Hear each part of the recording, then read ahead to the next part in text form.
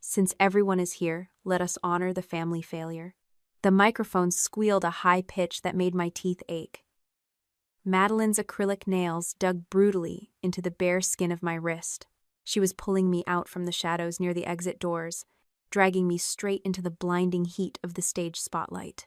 The heavy scent of vanilla buttercream and stale champagne hung thick in the ballroom air, suffocating and sweet. I tried to plant my heels against the polished floorboards, but she yanked harder, her grip acting like a vice. "Come on up here, Claire," she cooed into the microphone. Her voice dripped with that practiced, sugary warmth she always used when she needed an audience to believe her act. I did not fight her physically. I am 38 years old, and as a cardiothoracic surgeon, I spend 12 hours a day, cracking open chests and repairing beating hearts. Controlling my breathing when alarms go off is second nature. Stillness is the only weapon you have when panic strikes. More importantly, I could see the glow of at least 24 cell phones lifted in the air across the dark room. Their camera lights cut through the dimness, aimed directly at us. Any struggle, any raised voice from me, would just become permanent evidence for the narrative my sister was building. Madeline let go of my wrist only when we stood dead center on the elevated stage. She turned to the crowd, and the heavy silk skirt of her white gown swished against my ankles. The spotlight felt like a physical weight on my skin. I stood perfectly straight, my hands relaxed at my sides, refusing to cross my arms or look at the floor. For those who do not know, my sister said to the room of 300 guests, "This is my older sister." I did not think she would actually show up. She paused, letting the microphone pick up her heavy theatrical sigh. She has no husband, no children, and she could not even be bothered to help care for our sick father these past few months. I had to quit my job to stay home and do it all myself. But she managed to show up today, probably for the free wine and the prime rib. A wave of laughter rippled through the front row, and the bridesmaids, clustered in their matching blush dresses, giggled behind their hands. A few distant relatives chuckled, assuming this was some pre-planned sibling roast, a bit of edgy wedding humor. I did not defend myself, nor did I demand the microphone. I looked past the flashing cameras and the laughing faces, observing the room with the same clinical detachment I used in the operating theater. Madeline was putting on a masterclass in public manipulation, spinning my silence into an admission of guilt. She was punishing me for simply existing outside her control. Then my eyes found the head table. The groom, Owen, was not laughing. He sat rigid in his tailored suit, his hands flat on the white tablecloth. He was staring at his new bride with a slight, confused frown. He had never met me before tonight, knowing only the ghost version of me that Madeline had constructed for him over the past year. But it was the woman sitting next to Owen who caught my full attention. Margaret Whitmore. I had not seen her face clearly when I slipped into the back of the venue 20 minutes ago. The massive floral arrangements and the low lighting had hidden her from my view. Now, from my vantage point on the brightly lit stage, there was no mistaking her. I remembered her face perfectly, recalling the exact shade of her pale skin 18 months ago when she was wheeled into my emergency room with an acute type A aortic dissection. Margaret stared back at me, and I watched the healthy color drain completely from her face. We froze, locked in a moment of absolute recognition across the crowded ballroom. The woman remembered me. She knew my voice, the shape of my eyes, and the calm tone I had used when I held her hand and told her she was going to survive the surgery. Margaret stood up so fast her heavy wooden chair scraped violently against the hardwood floor. The harsh, ugly sound echoed through the ballroom, cutting the scattered laughter dead. "I know her," Margaret said. Her voice trembled, but the acoustics of the quiet room carried her words to the back walls. Madeline gripped the microphone tighter, her knuckles turning white. "What did you say, Margaret?" she asked. The sweet tone was still there, but it was brittle now, cracking at the edges. Margaret stepped away from the head table. She ignored her son's questioning look and pointed a shaking finger directly at me. "I know her," Margaret repeated, her voice gaining strength. "That is Dr. Claire Bennett. She is the surgeon who saved my life." The silence in the room became absolute, thick and heavy. The phones that were recording a humiliating joke were now capturing something entirely different. A low murmur of whispers broke out at the back tables and swept forward like a wave. I watched my sister's face, The radiant, triumphant smile melted away in an instant, leaving behind a pale mask of sheer panic. Her eyes darted from Margaret to Owen and finally to me.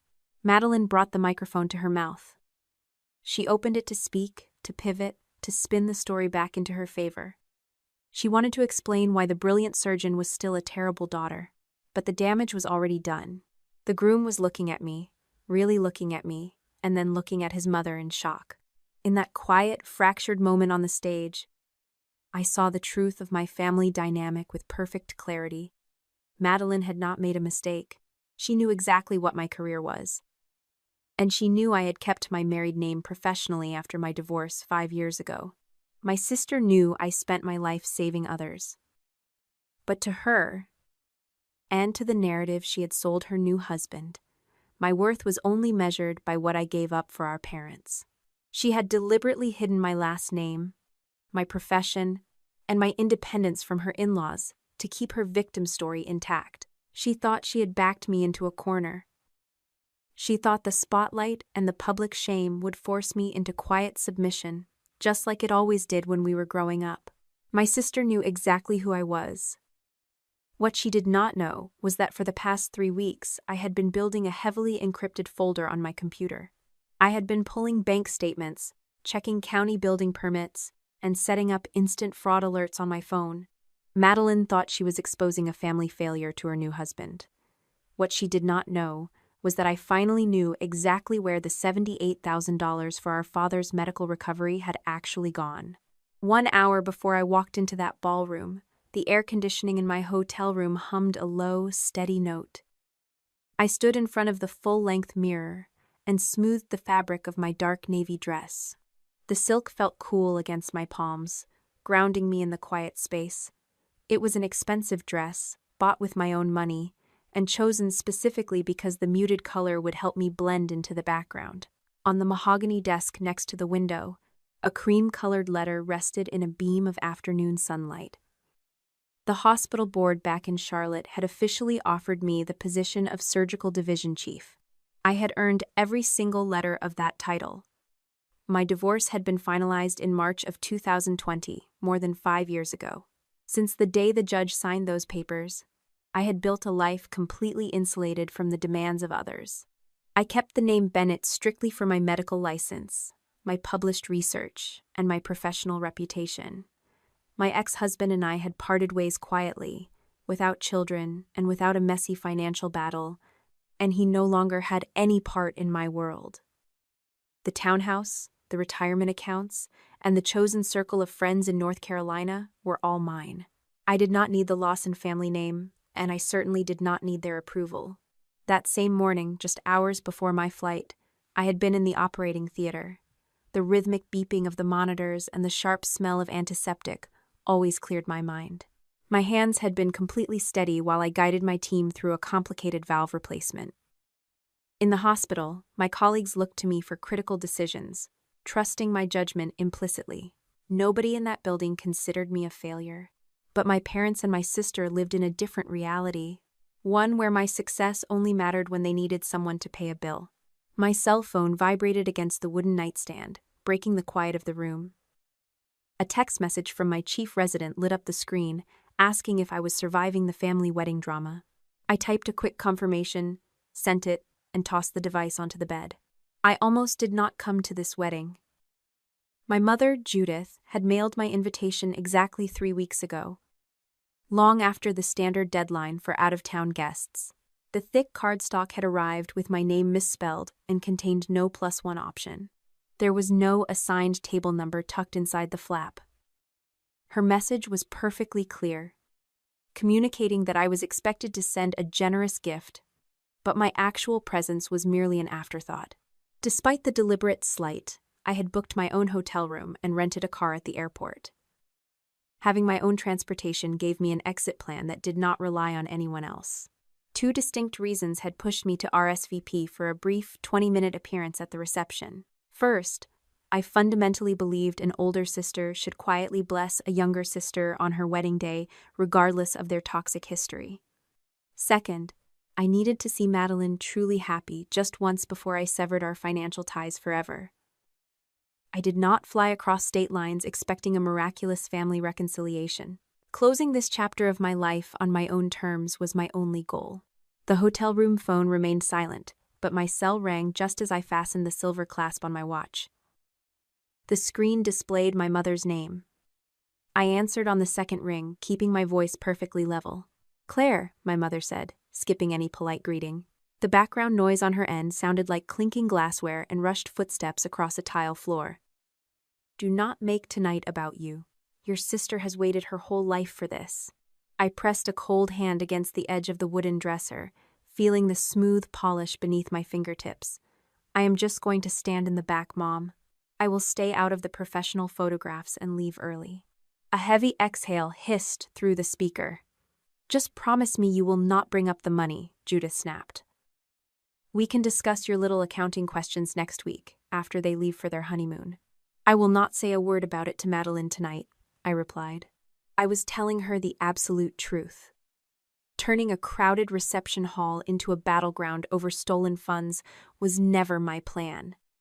But my mother did not ask what I intended to do after the music stopped.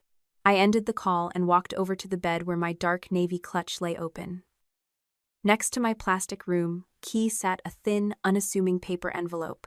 Inside was a formal notice of access revocation for the Lawson Family Care account, a printed summary of the block transactions, and the business card of my civil attorney, Aaron Caldwell. I intended to hand it directly to Judith in the parking lot after the cake was cut. It was a clean, quiet plan to protect our father's medical care without ruining the celebration inside. I zipped the clutch shut, grabbed my coat, and walked toward the door. My mother thought the envelope in my purse was another check. It was the first thing I had ever brought home that would take something away. 5 months before the wedding, in April of 2025, my cell phone vibrated against the metal door of my hospital locker. I had just finished a brutal 12-hour shift. The smell of harsh antibacterial soap and sterile gauze still clung to my skin, and my feet ached against the concrete floor. Judith's name flashing on the cracked screen usually meant a major holiday was approaching, and she needed a contribution for dinner. This time, the silence on the other end of the line felt heavy before she even spoke a word. My father had suffered a mild stroke. He was already discharged and recovering in his own bedroom, but their split-level house was a physical obstacle course for a man who could barely lift his left leg. I immediately offered to hire a professional geriatric care manager to assess the property and organize a safe recovery plan. My mother rejected the idea instantly, her voice tight and defensive. She insisted Madeline had already stepped up to handle every single detail locally. 2 days later, the financial demand arrived in my inbox. My sister had attached a meticulously formatted spreadsheet to her email. The rows were color-coded, listing quotes for a walk-in shower conversion, hallway grab bars, temporary in-home nursing care, and an expensive, adjustable hospital bed. The total sum required at the bottom of the final column was exactly $78,000. In the main body of the message, Madeline had typed one specific sentence that I would revisit countless times over the next year. "Every dollar will be used for Mom and Dad's care."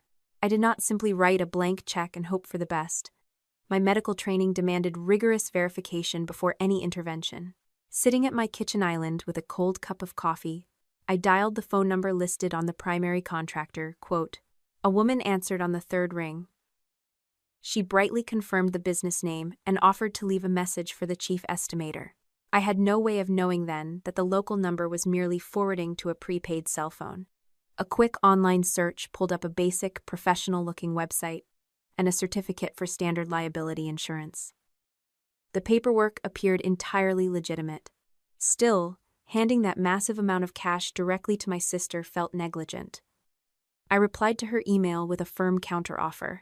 I would fund the entire recovery process, but I would not deposit the money into her personal checking account. Instead, I drove to a national bank branch on my lunch break and sat in a glass-walled office to open the Lawson Family Care account. I funded it entirely with my own savings. I set Madeline up as an authorized signer, meaning she could write checks directly to approved vendors, but she absolutely could not transfer the balance to herself. My response clearly outlined the rules, requiring weekly updates and copies of the final receipts. The pushback did not come from Madeline. My mother called less than an hour after I hit send, the hostility practically radiating from the phone speaker. "You are treating your own sister like a common criminal," Judith snapped. The sound of running water echoed in the background, likely her washing dishes aggressively. "After everything she is doing for us, you are demanding receipts?" I pinched the bridge of my nose. A dull headache throbbed behind my eyes. "Love does not eliminate accountability, Mom. This is a life-altering amount of money. I just need to make sure the contractors are actually showing up and getting paid. She is doing the brutal, exhausting work while you sit safely in your expensive house," my mother countered. A sharp click signaled the end of the conversation before I could form a reply. Later that evening, the guilt trip escalated. A text message from Madeline chimed on my screen. It was a photograph of our father sitting in his worn leather armchair. His gray cardigan hung loosely off his shoulders, and he was staring blankly at the muted television. Below the image, my sister had written a long, dramatic paragraph detailing how she had just quit her consulting job to become his full-time caregiver. The suffocating weight of obligation settled deeply into my chest. I lived 300 miles away, building a prestigious career, while she was supposedly pausing her entire life to manage his physical therapy. I swallowed my remaining logical doubts. I emailed her the new account routing details and confirmed her signing privileges were active, deliberately maintaining the strict block on personal transfers. The safeguards were in place. What I did not yet understand was that Madeline had built her scheme specifically to work around them. The first major withdrawal triggered an automated email alert on my phone the following Tuesday. $24,500 cleared the new care account. The funds had been electronically transferred to an entity called Northstar Home Recovery LLC. In the transaction memo line, someone had neatly typed a description for a bathroom accessibility deposit. I sat at my desk, printed the banking confirmation page, and slipped it into a fresh manila folder. When I called Madeline to verify the timeline, her tone was light, bubbling with breathless cheer. She assured me the construction crew would be tearing out the old porcelain bathtub by Monday morning. The plan seemed flawless, completely insulated against failure. 3 weeks later, my father called my cell phone and asked me when the men were coming to install the grab bars. My father's voice sounded thin over the phone line, broken by a dry cough that rattled in his chest. The old man was still using the original downstairs bathroom, leaning heavily against the slippery porcelain sink just to brush his teeth. He had called to ask when the work crew was finally coming to install the metal grab bars. I did not hang up and immediately dial my sister. A sudden, sharp spike of adrenaline hit my bloodstream, but years of surgical training kicked in, demanding observation before reaction. "Dad," I said, keeping my tone perfectly casual so he would not worry. "Do you happen to have the name of the foreman who came to measure the space?" "Nobody came," Thomas replied. The confusion in his words was genuine and unguarded. Madeline said there was a delay with the tile supplier. She told me to just wait. The next morning, I made a quiet phone call from my hospital office between patient consultations. The clerk at the county permit department sounded utterly bored, clicking her keyboard loudly while humming a tuneless melody. "There is absolutely nothing filed under that residential address," the woman confirmed, her chair squeaking as she shifted weight. "Any bathroom modification involving plumbing requires a building permit, or at least a scheduled inspection record. We have 0 active filings for the Lawson property." I wrote her name, the current date, and the negative reference number on a yellow legal pad, pressing the ink pen down hard enough to indent the paper beneath. My next phone call went to the professional home nursing agency listed on the primary invoice Madeline had provided. I used a calm, administrative voice, claiming I simply needed to update my father's secondary insurance information for their records. The receptionist placed me on a brief hold, subjecting me to 30 seconds of distorted elevator music. "I am sorry, Dr. Bennett," the man said upon returning to the line. "We do not have a Thomas Lawson in our active or pending patient registry. Furthermore, the invoice number you provided does not match our current internal billing format." I thanked him politely and ended the connection. The climate-controlled hospital office suddenly felt freezing. Instead of calling my mother to demand an explanation, I opened my personal laptop. My fingers moved mechanically over the smooth trackpad. I created a new, heavily encrypted folder on my hard drive and named it Family Care Audit. Slowly, Methodically, I downloaded every single bank statement from the care account, saved every email thread, and captured high-resolution screenshots of every text message from my family. I built a chronological timeline of events, ensuring every original digital file remained untouched and legally pristine. 2 days later, I sat across a polished mahogany conference table from Erin Caldwell, my civil attorney. Erin reviewed the printed stack of financial evidence, her expression remaining entirely neutral while she flipped through the pages. "This is highly suspicious, Claire, but it is not quite enough to compel a criminal fraud charge yet," the lawyer advised, tapping a heavy silver pen against the documents. "However, you have more than enough verified grounds to revoke her financial access and preserve the existing data. Do not confront your sister. Let her believe everything is perfectly fine while we build the net." Following her strict guidance, I pulled out my cell phone right there in the law office. I contacted the bank directly, navigating the corporate security protocols to permanently delete Madeline's authorized user profile. I invalidated the physical debit card linked to her name. Finally, I navigated deep into the account security settings and activated instant text message and email alerts for any failed transaction, blocked transfer, login attempt, or payee modification. Madeline would receive absolutely no notification that her access had been quietly severed. Protecting the remaining funds was only half the equation, because my father still needed his blood pressure medication and his upcoming physical therapy sessions. That same afternoon, I rerouted his pharmacy bills and his mortgage contribution to a direct payment system tied directly to my personal checking account. I ensured his essential services would not face a single day of interruption when the storm finally broke. Taking away Madeline's stolen power would never mean abandoning the old man to suffer the consequences. Late that night, a heavy rain started hitting my living room windows, creating a steady drumbeat against the glass. I sat on the sofa with the glowing laptop screen, illuminating the dark room, digging into public business registries. North Star Home Recovery LLC had a digital footprint, but it was incredibly shallow. The company utilized a generic postal box at a local shipping store for its official mailing address.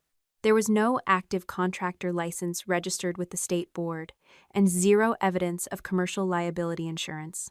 But the most damning detail sat quietly on the bottom of the public registration page. The registered agent for the entity was listed under a secondary email address that I instantly recognized. It was an old screen name my sister had used during her college years. I stared at the timestamp of the official state filing document, reading the date 3 times to be sure. The realization hit my chest like a physical blow, cold and undeniably sharp. This was not a simple case of a delayed contractor or an overwhelmed family caregiver making a careless administrative mistake. The timeline proved something much worse. The shell company that had absorbed my father's medical funds had been officially registered and incorporated exactly 2 days after he was discharged from the hospital. The fake entity had been created before my sister ever asked me for a single dollar. I parked my sedan in the cracked asphalt driveway of my childhood home. 300 miles of highway stretched behind me. A spontaneous weekend drive driven entirely by the quiet revelations sitting inside my encrypted hard drive. The front yard looked exactly the same as it had during Christmas. No heavy construction dumpsters sat on the grass, and no contractor trucks blocked the garage doors. Stepping through the front entryway, the familiar scent of lemon polish and stale carpet dust hit my lungs. The quiet house felt completely undisturbed by any demolition. I walked straight down the hallway and pushed open the door to the primary bathroom. The original porcelain tub remained untouched, its chipped edges gleaming under the harsh fluorescent vanity light. Not a single metal grab bar had been bolted to the faded floral wallpaper. My father sat in his worn recliner in the living room, leaning heavily to his right side. He looked frail and deeply uncomfortable when he saw me standing in the archway. Before I could even say a proper hello, heavy footsteps sounded from the kitchen. Judith stopped wiping her hands on a damp dish towel, her eyes darting from my face to the empty hallway behind me. "Claire," my mother said, her tone sharp enough to cut glass. "You could have called. The house is a complete mess." "I just wanted to see the bathroom progress, Mom," I replied smoothly, keeping my voice devoid of any open accusation. Dad mentioned there was a delay. The dish towel hit the counter with a loud smack. The contractor had major supply chain issues. and the spring rain pushed their exterior projects back. They will get to us when they get to us. I nodded slowly, pulling a small leather notebook from my purse to maintain the facade of a helpful daughter. What is the foreman's name? I can call their office and handle the scheduling pressure for you. Her posture went entirely rigid. The woman who had raised me suddenly looked like a cornered animal preparing to strike. You do not live here, Judith snapped, taking 2 aggressive steps into the living room. You have absolutely no right to march in here and inspect our lives like some kind of corporate auditor. Madeline is handling every single detail. That violent, immediate defensiveness told me everything I needed to know. I put the notebook away, kissed my father quietly on the forehead, and drove 300 miles back to my own reality without arguing. 48 hours later, the oppressive tension of that split-level house felt like a distant memory. I stood in the bright, open kitchen of a modern property listed for sale near my hospital in Charlotte. The real estate agent tapped her pen against the granite countertop, watching me admire the natural light pouring through the massive windows. Buying a new home was the next logical step in my carefully structured plan. My hospital board had officially delivered the interview invitation for the division chief position that very morning. Building a fresh space, entirely disconnected from the Lawson family history, felt less like an option and more like a necessity. My quiet viewing was suddenly interrupted by the harsh vibration of my cell phone. Thomas was calling. I stepped out onto the back patio to answer. Dad? Are you okay? His breath hitched over the speaker. Your mother went to the grocery store, the old man whispered, sounding exhausted and deeply afraid of being overheard. Claire, I need to ask you something. Did you tell Madeline she could keep some of the recovery funds for herself?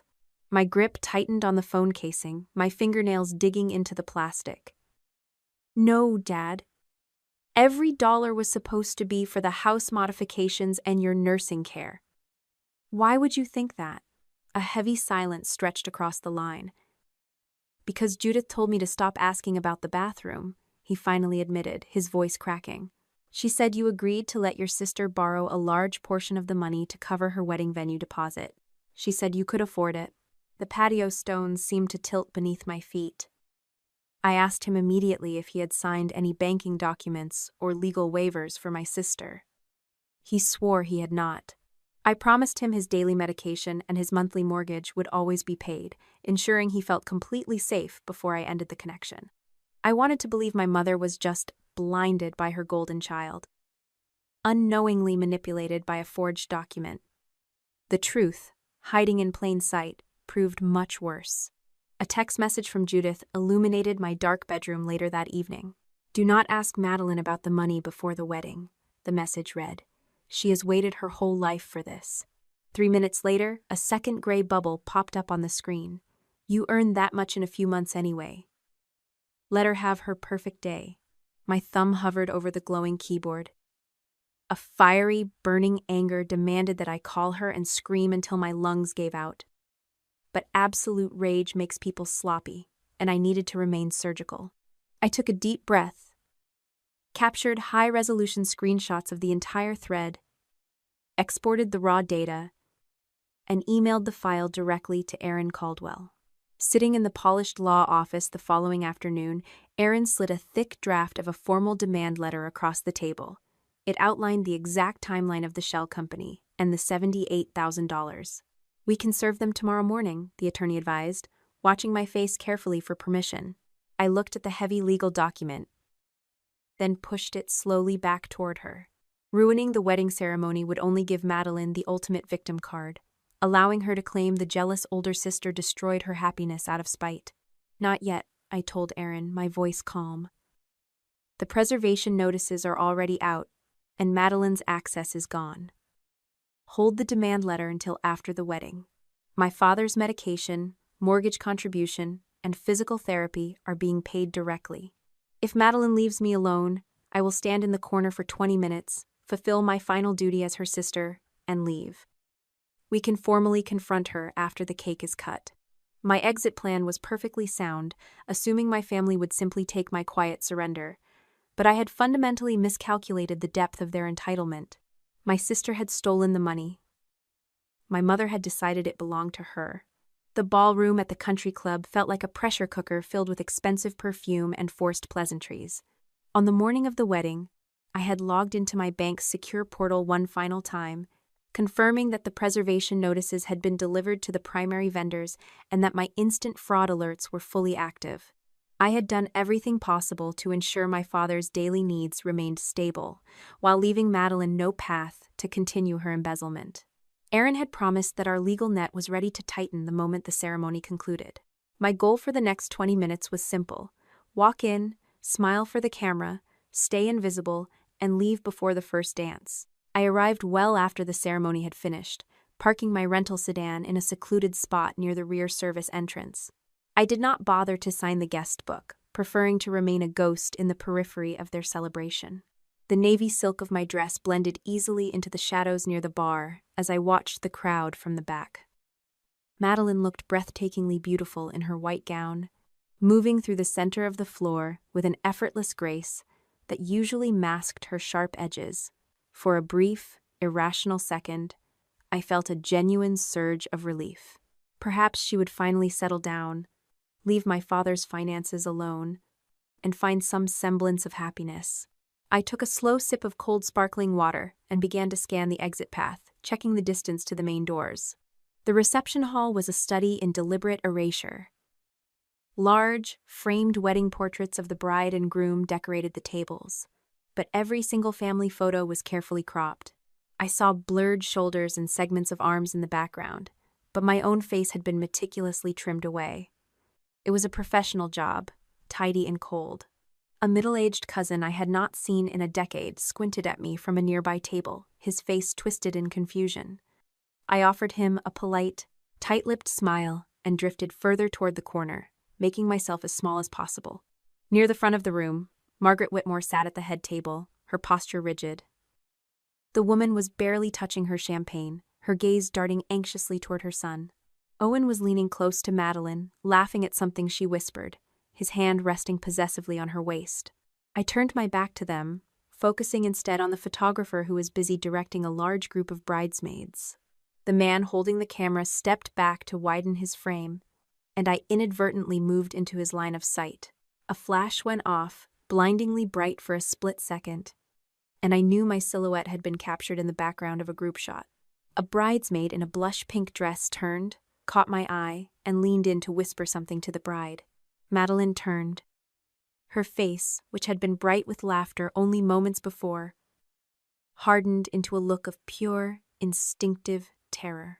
She whispered something sharply to Owen, grabbed her skirts, and began navigating through the clusters of guests. She was not walking toward the bar or the exit. She was walking directly toward me. The music shifted to a slower, jazzier tempo that did not mask the sudden edge in her voice. She reached me in seconds, her manicured fingers digging into the soft skin of my upper arm with surprising strength. "You," she hissed, her smile not reaching her eyes. "You really had to show up and ruin everything, did you?" "I am just leaving, Madeline," I said, my voice quiet and steady. "I came to wish you well. That is all." She ignored me, her grip tightening until I knew the marks would bruise by morning. She did not want me gone. She wanted me under her control. She wanted to define me before the groom's family could ask any uncomfortable questions about why the successful local sister was not seated at the head table. I felt the familiar weight of the spotlight creeping toward us, an inevitable consequence of her need for public validation. I looked at the exit door, then back at my sister, understanding exactly what was about to happen. My 20 minutes of invisibility had just run out. Then Madeline stepped off the stage and walked straight toward me, microphone in hand, ready to begin the performance of a lifetime. Madeline reached me with the microphone still in her hand. Before I could step through the exit, she caught my arm and pulled me back into the ballroom. Her smile was bright enough for the cameras, but her fingers tightened around me with every step. "Come on," she said through clenched teeth. "Since you decided to show up, you might as well let everyone see you." "I was leaving," I said quietly. She ignored me. The conversations nearest us began to fade as guests noticed the bride dragging an unfamiliar woman toward the stage. Heads turned. Chairs shifted against the polished floor. A photographer lowered his camera, then raised it again when he realized something unexpected was happening. Madeline climbed the first step without releasing me. I could have pulled away. I was stronger than she expected, and the exit was only a few yards behind us. But nearly every person in that room was watching now. Phones were already rising above the tables. If I fought her, she would call me unstable. If I shouted, she would say I had come to destroy her wedding. So I let her lead me beneath the lights. The heat of the spotlight settled over my face and shoulders. Madeline lifted the microphone and introduced me as the sister she had not expected to see. Then she called me the family failure. Her bridesmaids laughed first. Several guests joined them, not because they knew me, but because they believed they were watching a rehearsed joke between sisters. A few smiles disappeared when they noticed I was not laughing. Near the head table, Owen remained silent. His expression had shifted from confusion to discomfort. But Madeline was too focused on the crowd to notice. She continued, listing everything she believed made me defective. No husband, no children, no place in the family. She claimed I had abandoned our father while she gave up everything to care for him. I kept my shoulders straight and my hands open at my sides. I did not interrupt. I wanted every accusation recorded exactly as she chose to say it. Then a chair scraped sharply across the floor. Margaret Whitmore had risen from the head table. Her eyes were fixed on me, wide with disbelief. For one suspended moment, neither of us spoke. I remembered the hospital lights reflected in those same eyes 18 months earlier, when I had stood beside her bed and explained that the tear in her aorta required immediate surgery. Margaret took one step forward. "I know her," she said. The laughter weakened. Madeline lowered the microphone slightly. "What?" Margaret pointed toward me, her voice trembling but clear enough to reach the back of the ballroom. "That is Dr. Claire Bennett. She is the surgeon who saved my life." The remaining laughter vanished.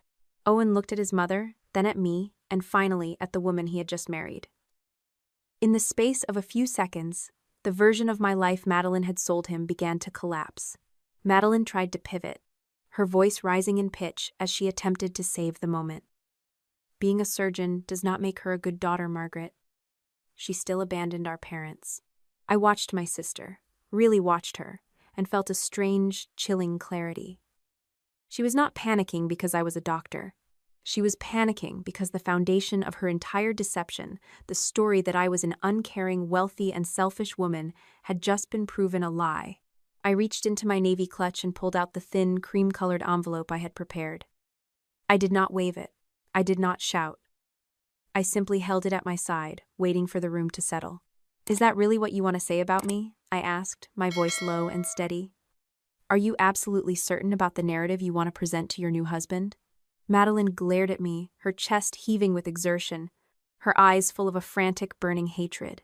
She looked as though she wanted to tear the microphone from my hands, but the gaze of 300 guests pinned her in place. She had been given the chance to stop. She had been given the chance to walk away. Judith stood up from the family table, her eyes frantic, and I saw her mouth form a silent, desperate command for my sister to keep going. Madeline tightened her hands on the microphone, her knuckles white, and I knew she was going to choose the escalation. "I am sick of your high and mighty attitude, Claire," Madeline spat, her voice finally dropping its sweet, sugary facade. "You have never given this family anything but shame." I took a single step toward her, the envelope feeling light and sharp in my hand. The time for silence had ended the moment she chose to lie again. "Then," I said, my voice cutting through the ballroom with surgical precision, "where did the $78,000 I sent for Dad's recovery actually go?" The silence that followed was absolute.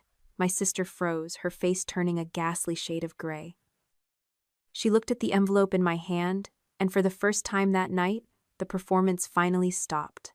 Madeline's eyes darted toward the exit, but the crowd formed a wall of confused, expectant faces around us. She laughed then, a sharp, jagged sound that did not reach her eyes. "Claire, this is insane. Do not try to make my wedding day about your pathetic obsession with money." She turned toward the room, her voice rising to a shrill, desperate pitch. "She promised to pay for this wedding, everyone. She promised to support our family. And now she is trying to make me look like a thief because she is jealous that I found love and she did not. I reached into the envelope and pulled out the single sheet containing the email she had sent months prior. I did not shove it in her face or scream. I stepped closer to the head table, toward the groom. My movements felt deliberate and precise, the same way I approached a delicate vessel in the operating room. I handed the printed page to Owen. His hands trembled as he took the paper, his eyes scanning the lines of text. "You told me that every single dollar was for Dad," I said, my voice cutting through the heavy air. "I never promised to fund a wedding.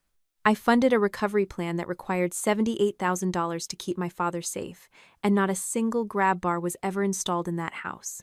Owen looked up. His face twisted in a mixture of horror and realization. "Is this true, Madeline?" he asked, his voice barely a whisper. Yet the microphones picked it up clearly. "Did you use the money meant for your father's health to pay for this venue?" Madeline shook her head, her jewelry jangling with the frantic motion. "No, that is a lie. She is manipulating the bank records to make me look bad. She has always been the golden child, and she cannot stand that I am finally happy." I reached into the clutch again. I produced the verification printouts from the county permit office and the home nursing agency. They were brief, stark, and impossible to misinterpret. I held them up so Owen could see the stamps and the official letterheads. "There is no permit for the construction," I said, addressing the groom directly while keeping my composure. "There is no record of my father in the agency's system. Northstar Home Recovery is a shell company, Owen. It does not employ a single contractor, and it does not have a license to operate." The groom dropped the papers onto the tablecloth as if they were burning his skin. He stood up, knocking his chair back against the floor, and turned to look at his bride.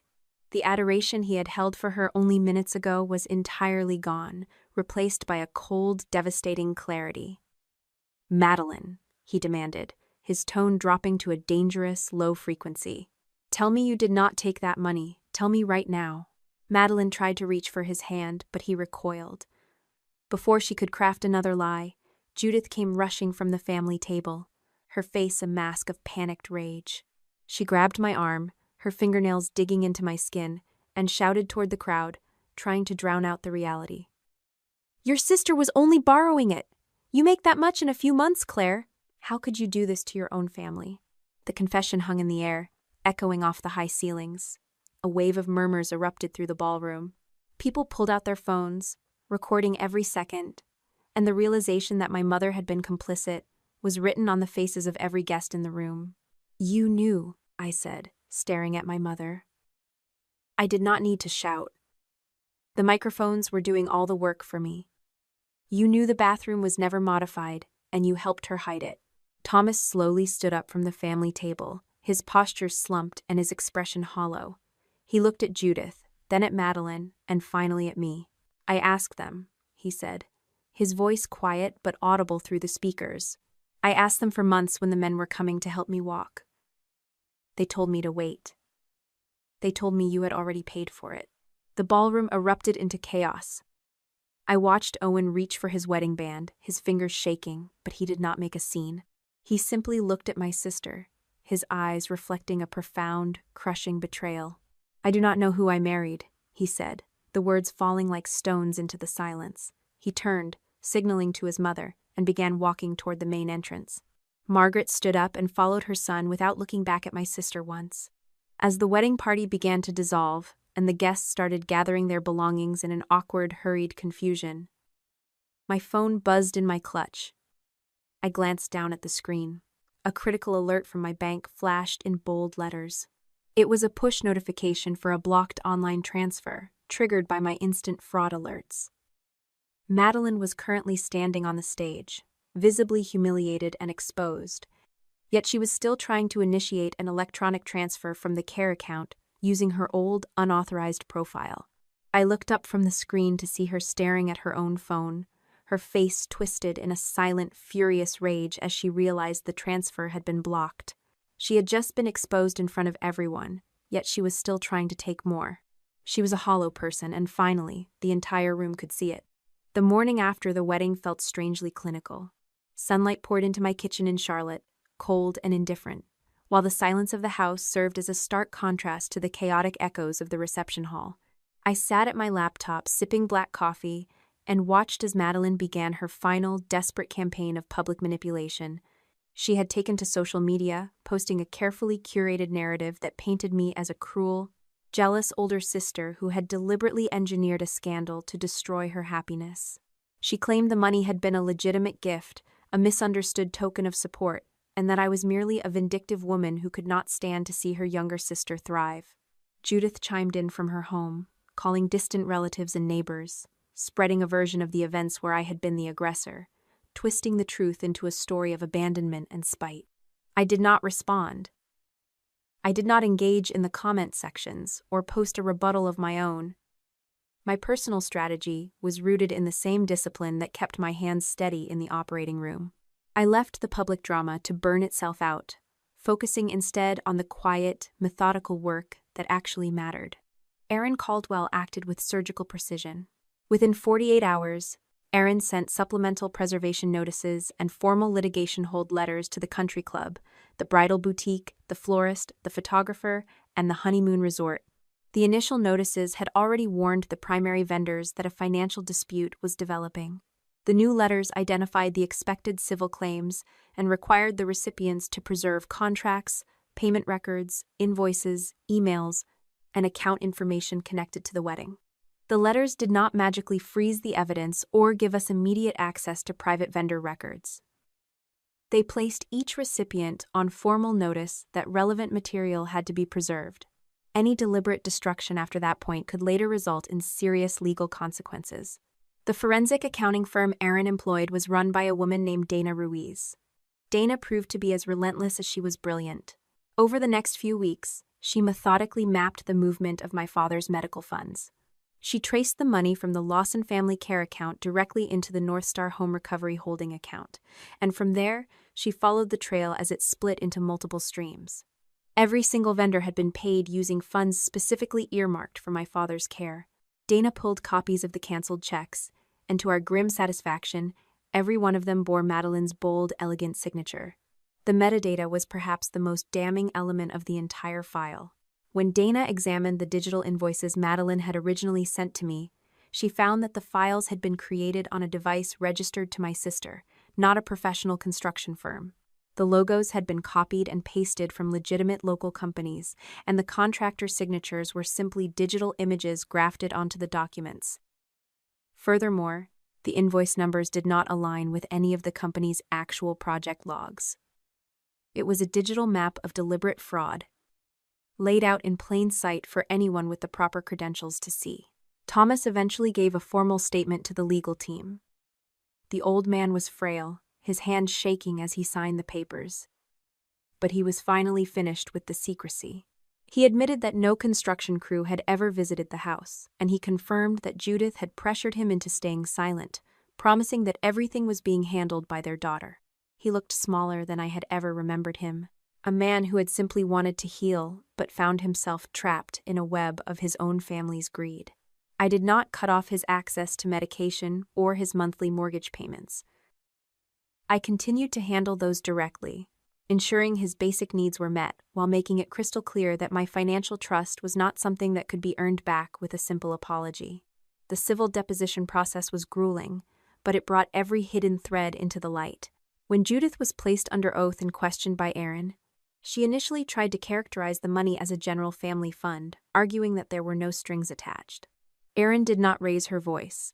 She simply pulled out a printout of the email thread Madeline had sent me months before. The lawyer laid the document on the table and asked Judith to explain why my sister had specifically written that every dollar was for my father's care. Judith had no answer. She was forced to admit that she knew my sister had diverted the funds, and that she had been an active participant in convincing me that the project was moving forward while knowing full well it was a fiction. By the time we finalized the records, the mountain of evidence was insurmountable. We had screen captures of the smear campaign, a complete bank trail, the metadata proving the fraudulent creation of the documents, and depositions from both of my parents confirming their participation in the deception. We also had the messages Madeline had sent to Owen and his mother, claiming she had been the sole caregiver for my father, which directly contradicted the lack of any nursing agency record. The prosecutor assigned to the case did not ask whether I still loved my sister or if I felt guilty about the fallout for my parents. She sat in a sterile office, flipping through the binder Dana had organized, and asked a single, pragmatic question. She wanted to know if I was prepared to move forward with a demand for full restitution. I thought about the grab bars that were never installed, the fear in my father's voice when he asked for help, and the brazen way my sister had used my own charity to humiliate me before 300 strangers. I realized then that my pursuit of justice was not about the money, and it was not about revenge for the sake of the past. It was about defining the terms of my own future. I looked the prosecutor in the eye and said yes. My sister's attempt to paint me as the villain had only guaranteed that her actions would be examined with total, unflinching scrutiny. The shell company she had registered just days after my father's stroke proved that her greed was not an impulsive error, but a calculated, pre-planned exploitation. She had been preparing her strike while I was still working overtime shifts at the hospital to provide for them. The final months of the investigation felt like a slow, steady tide rising to meet a cliff. Madeline's legal team eventually realized the wall of evidence we had assembled made a trial a futile exercise. They began signaling for a plea agreement, hoping to minimize the damage and avoid a public conviction. Madeline even reached out through an intermediary, suggesting that if I dropped the civil litigation and pulled the criminal referral, we could save the family from the crushing weight of the scandal. I watched the screen of my phone as the offer arrived, feeling nothing but a profound, quiet exhaustion. I did not reply. I simply forwarded the communication to Aaron. The law would decide the consequences of the choices my sister had made, and I was finally content to let the process do its work. My own recovery began in the small, empty rooms of a new house, a space where I finally did not have to look over my shoulder to see who was waiting to take advantage of my kindness. I was not destroying my family. I was simply ensuring that they could no longer use me to build their own lives. Owen Whitmore had walked out of that ballroom nearly 10 months ago, leaving behind the wreckage of his short-lived marriage. His departure was not the dramatic outburst of a scorned man, but a quiet, final exit that spoke louder than any argument. In the months that followed, he moved to officially terminate the marriage, presenting documentation that detailed the systemic deception my sister had practiced from the beginning. Madeline lost her status, her reputation within the Whitmore family, and the social standing she had spent years carefully cultivating. She was stripped of the very things she valued most, not by my hand, but by the weight of her own repeated choices. By the time the legal dust finally settled, the financial consequences were absolute. The court ordered Madeline to provide full restitution of the $78,000 she had diverted, including interest and a substantial portion of the legal fees Aaron had accumulated throughout the discovery process. My sister was forced to sell the luxury vehicle she had purchased for the honeymoon, auction off her designer wardrobe, and liquidate assets that had been acquired through the fraud. When her personal accounts failed to cover the total balance, the judgment liens attached to her future earnings, ensuring that every paycheck she touched would be garnished until the debt was satisfied. The criminal justice system moved with a deliberate, cold formality that did not care for her pleas of mercy. Madeline entered a felony fraud plea, admitting to the fabrication of invoices and the acquisition of funds under false pretenses. The sentence mandated 4 months of confinement at a county facility, followed by 3 years of supervised probation. Beyond the restriction of her physical freedom, she was permanently barred from serving as a fiduciary or managing the financial affairs of any family members, a precaution that ensured she could never again exploit my father or anyone else in our circle. Judith, meanwhile, found her own world shrinking rapidly. Once the court stripped Madeline of her financial authority, my mother lost the primary conduit she had used to inflate her own standard of living. I continued to pay for Thomas's medications and his home care directly through authorized service providers, but I refused to provide a single cent of discretionary income. Without the supplemental funds she had grown accustomed to, my parents were forced to refinance their mortgage, which eventually necessitated the sale of the house and a transition into a smaller, more manageable residence. Judith faced her own civil accountability for her role in the concealment of the fraud, a reality she struggled to accept until the very end. Thomas sat in his new living room, the space smaller and quieter, than the home I grew up in. During one of my brief, scheduled visits to assist with his physical therapy, he looked up at me with eyes that seemed years older than when I had last seen him. He offered a halting, sincere apology for the years of silence, and for the way he had allowed Judith to dictate the terms of our relationship. "I cannot undo the past, Claire," my father said, his voice trembling slightly in the quiet air. "I know," I answered, keeping my tone gentle but maintaining a firm, professional distance. "I can ensure you are safe, Dad. I can make sure you are fed and warm. But I cannot pretend that the trust which was broken can be repaired simply because you are sorry. That part of our lives is finished." I watched the realization settle over him. It was not a cruel interaction. It was merely a necessary boundary. Our relationship shifted into a new, limited configuration that did not require me to sacrifice my peace of mind for the sake of appearances. Judith made one final, desperate attempt to reclaim the old dynamic during a phone call a few weeks after the sentencing. She spoke with a strained, performative warmth, trying to invoke the classic guilt that had defined my childhood. "Family forgives, Claire," my mother argued, her tone thick with practiced sorrow. "It is what we do." I looked at the phone, then toward the window of my own office, where a garden was starting to take root in the soil I had turned with my own 2 hands. "Forgiveness is a choice, Mom," I said, my voice steady and devoid of the old, familiar, sharp edges. "But forgiveness does not restore access. That privilege is gone." Madeline sent a long, handwritten letter from the facility, claiming that I had single-handedly destroyed her entire life. I did not read the contents. I simply placed the envelope into a folder I kept for my attorney, treating it with the same dispassionate care I would give a medical record that no longer required active attention. It was July of 2026, and I was finally standing in the kitchen of the home I had purchased near the hospital. The walls were painted in a soft, neutral shade I had chosen myself. A small chosen family of close colleagues had helped me move in, filling the cabinets with sensible dishes and the shelves with books that actually belonged to me. The house contained no relics of my past, no photos cropped to exclude my presence, and no hidden debts waiting to be discovered. I placed my phone face down on the granite island as Judith's name flashed once more on the screen, a silent protest against her attempt to reach me. The quiet of the house was not an empty space. It was a sanctuary of my own creation. My hands, which had spent countless hours repairing the lives of strangers, finally felt light. The long, exhausting work of disentangling my identity from the web of their expectations was finished. I had not destroyed my family. I had stopped financing the lie that held it together. You deserve to know that love does not require your self-destruction. When you find yourself constantly sacrificing your financial stability, emotional health, or peace of mind to maintain a relationship, you are not being a supportive family member. You are becoming an enabler for someone else's lack of integrity. True kindness should never be leveraged as a tool for manipulation. And setting firm boundaries is not an act of hostility. It is the most vital step toward reclaiming your own identity. You must learn that you have the absolute right to stop financing the lies others tell, especially when those lies are used to diminish your worth. Protect your resources and your spirit, because the people who truly care about you will respect your boundaries, while those who only value what you can provide will eventually reveal their true intentions when you say no. Have you ever felt guilty for finally putting your own well-being above the demands of someone who took your kindness for granted? And how did that decision change your life?